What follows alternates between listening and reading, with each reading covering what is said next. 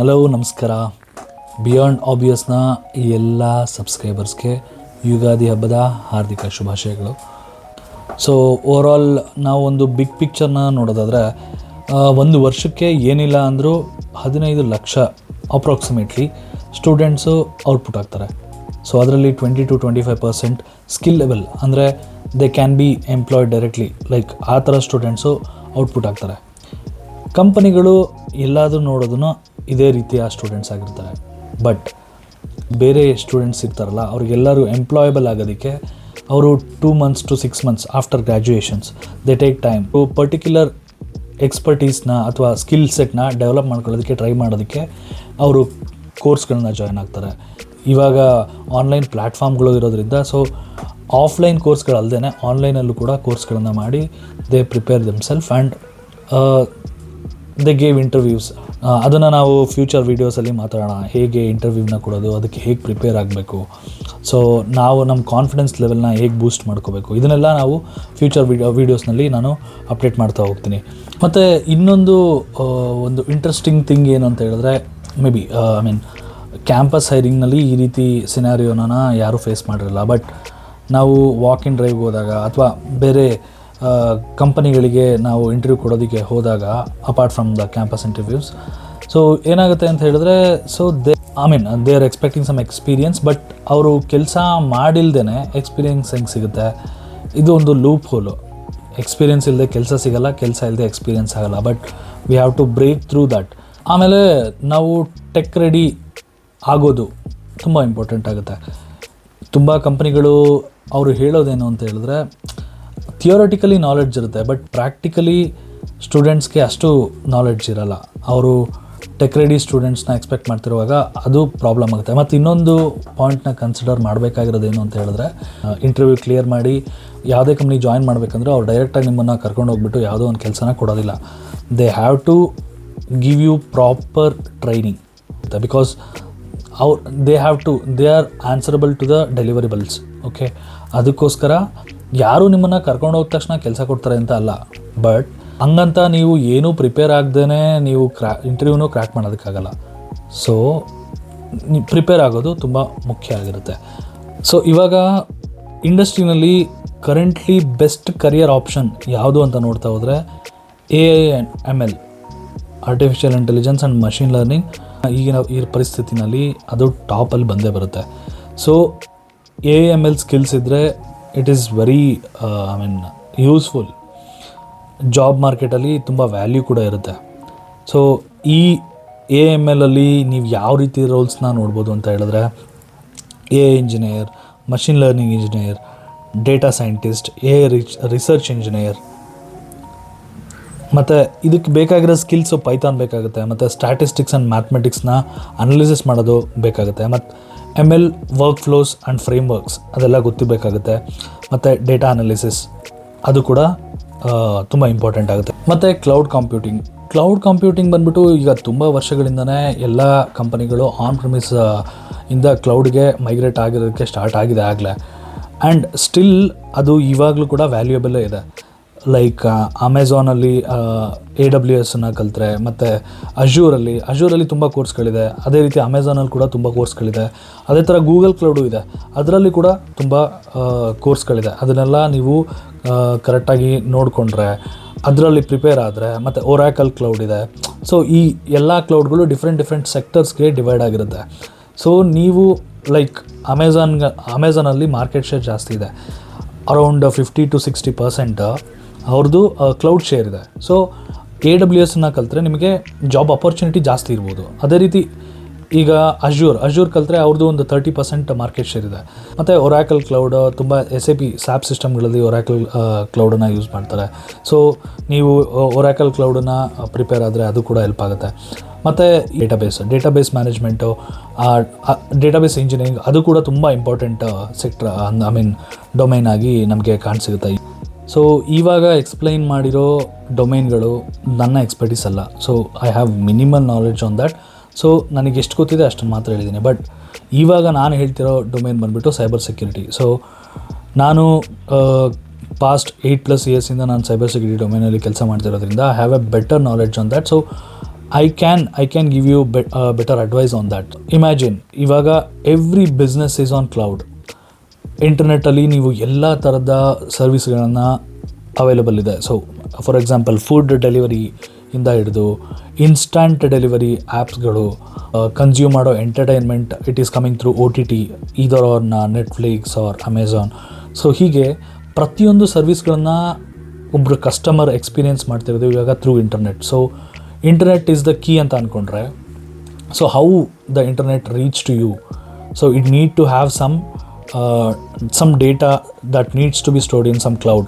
So ಆ ಕ್ಲೌಡ್ಗೆ ಒಂದು ಪ್ರೊಟೆಕ್ಷನ್ ಬೇಕಾಗುತ್ತೆ. So or else someone else ಅದಕ್ಕೆ ಏನಾದರೂ ಹ್ಯಾಕ್ ಮಾಡಿಬಿಟ್ಟು, ಹ್ಯಾಕರ್ಸ್ ಆರ್ ಎವ್ರಿವೇರ್ ನಾವು. It is very easy for hackers also, because the development of AI, it is not only helping the end users, hackers ಕೂಡ ಅದರಿಂದ they can easily launch an attack. So it is very important for companies to protect their assets in the sense their identity. ಈಗ ಒಬ್ಬರು ಎಂಪ್ಲಾಯೀಸ್ನ ಅವ್ರನ್ನ identify ಮಾಡೋದು through their email ID or some kind of identity provided for them. ಐಡೆಂಟಿಟಿನ protect ಮಾಡೋದು it is very important. Or else identity breach ಆದರೆ it is a serious concern for them. So and assets like devices, ಅವರು ಈಗ ಕಂಪನಿಗಳು ಒಂದು ಡಿವೈಸನ್ನು ಕೊಟ್ಟಿರ್ತಾರೆ, ಅವು breach ಆದರೆ ಅವರ ಡೇಟಾ ಲಾಸ್ ಆಗುತ್ತೆ. ಅದರಿಂದ ಕಂಪನಿ ರೆಪ್ಯುಟೇಷನ್ ಹಾಳಾಗುತ್ತೆ. ಅಥವಾ ಡೇಟಾ ಲಾಸ್ ಆಗಿರೋದ್ರಿಂದ ನೆಕ್ಸ್ಟ್ ಲಾಂಚ್ಗೆ ಅದನ್ನು ರೆಕಾನಸೆನ್ಸ್ ಆಗಿ ಯೂಸ್ ಮಾಡೋದಕ್ಕೆ ಹೆಲ್ಪ್ಫುಲ್ ಆಗುತ್ತೆ. ಸೊ ನೆಕ್ಸ್ಟ್ ಲಾಂಚ್ಗೆ ಆ ಡೇಟಾನೆಲ್ಲ ಕಲೆಕ್ಟ್ ಮಾಡಿಬಿಟ್ಟು, so they can access through it. I mean, it is very convenient for them to launch an attack, and they can compromise the device. So there are several kind of attack. Once I go in deep into cyber security trainings, I'll provide the guidance. Okay, so ಈಗ ಹೇಳೋದಕ್ಕೆ ಏನು ಬರ್ತಿದ್ದೀನಿ ಅಂದರೆ, cyber security is a very integral part of any company. ಯಾವ company ಡೇಟಾನ handle ಮಾಡುತ್ತೋ ಅವರು cyber security ಅದನ್ನು ಕೇರ್ ಮಾಡಲೇಬೇಕಾಗುತ್ತೆ. ಸೊ ವಾಟ್ ಎವರ್ ಇಂಟರ್ನೆಟ್ಟಲ್ಲಿದ್ದರೆ ಅವರು ಅವ್ರ ಡೇಟಾನ ಸೇಫ್ ಮಾಡ್ಕೋಬೇಕು ಅನ್ನೋದು ಇವಾಗ ಎಸ್ಟಾಬ್ಲಿಷ್ ಆಗುತ್ತೆ. So why cyber security is a booming domain ಅಂತ ಹೇಳಿದ್ರೆ, everyone needs it, every company needs it. So basic awareness ಅದು ಬೇರೆ ವಿಷಯ, ಬಟ್ ಆ್ಯಸ್ ಎ ಕಂಪನಿ ಅಂತ ಥಿಂಕ್ ಮಾಡಿದ್ರೆ ನನ್ನ ಡೇಟಾನ ಪ್ರೊಟೆಕ್ಟ್ ಮಾಡ್ಕೊಳ್ಳೋದು ನನ್ನ ಜವಾಬ್ದಾರಿ ಆಗಿರುತ್ತೆ. ಸೊ ಎವ್ರಿ ಕಂಪನಿ ಈದರ್ ಅವರು ಏನು ಮಾಡ್ಕೊತಾರೆ ಅಂದರೆ, ಅವರು ಓನ್ ಒಂದು ಸೆಕ್ಯೂರಿಟಿ ಸಿಸ್ಟಮ್ಸ್ನ ಬಿಲ್ಡ್ ಮಾಡ್ಕೊತಾರೆ. ಸೆಕ್ಯೂರಿಟಿ ಸಿಸ್ಟಮ್ಸ್ ಪಾಲಿಸಿ ಆಗಿರ್ಬೋದು ಅಥವಾ ಮಾನಿಟ್ರಿಂಗ್ ಸಿಸ್ಟಮ್ಸ್ ಆಗಿರ್ಬೋದು, ಈ ರೀತಿ ಅವರು ಸೆಕ್ಯೂರಿಟಿ ಸಿಸ್ಟಮ್ಸ್ನ ಬಿಲ್ಡ್ ಮಾಡ್ಕೊತಾರೆ. ಬಟ್ ಸ್ಮಾಲ್ ಕಂಪನಿಗಳೇನಿರುತ್ತೆ, ಅವರು ಒಂದು ಸೆಕ್ಯೂರಿಟಿ ಸಿಸ್ಟಮ್ನ ಬಿಲ್ಡ್ ಮಾಡ್ಕೊಳಕ್ಕಾಗದೇ ಇರೋ ಆ ಸಿಚುಯೇಷನಲ್ಲಿ ಏನು ಮಾಡ್ತಾರೆ, ಅವರು ಒಂದು ಮಾನಿಟ್ರಿಂಗ್ ಸಿಸ್ಟಮ್, ಪಾಲಿಸೀಸ್ನಂತೂ ಡಿಫೈನ್ ಮಾಡ್ತಾರೆ. ಅವರು ಮಾನಿಟ್ರಿಂಗ್ ಸಿಸ್ಟಮ್ಸ್ನ, ಆಮೇಲೆ ಯಾವುದಾದ್ರೂ ಥ್ರೆಟ್ಸ್ನ ಮಿಟಿಗೇಟ್ ಮಾಡೋ ಇದನ್ನು ಔಟ್ಸೋರ್ಸ್ ಮಾಡ್ತಾರೆ. ಸೊ ಅದನ್ನು ಮ್ಯಾನೇಜ್ ಸ್ಟಾಕ್ ಅಂತಾರೆ. So I will give you complete picture on that in the future videos.